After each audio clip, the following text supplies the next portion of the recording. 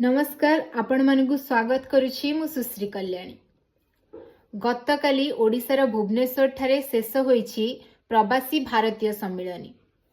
प्रवासी कहले कौन बुझंती? प्रकृत रे प्रवासी अर्थ कौन? प्रवासी बा डायस्पोरा जहाँकि एक ग्रीक शब्द डायस्फेरिन रु आसीछि।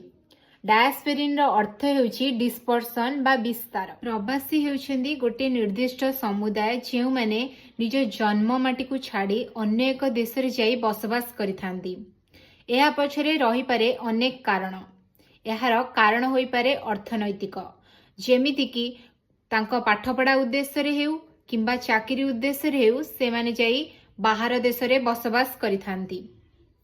प्रवासी कहिले आमे दुई प्रकार बुझी थाउ।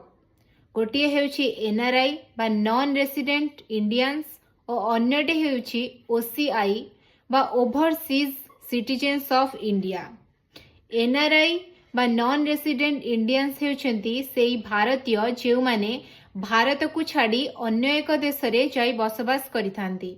OCI overseas citizens of India हेउछन्ती सेई माने जेउ माने अन्य देशर नागरिक होइथांती किंतु भारत रे आसी कोनोसी कारण पाई बसवास करुथांती। धन्यवाद।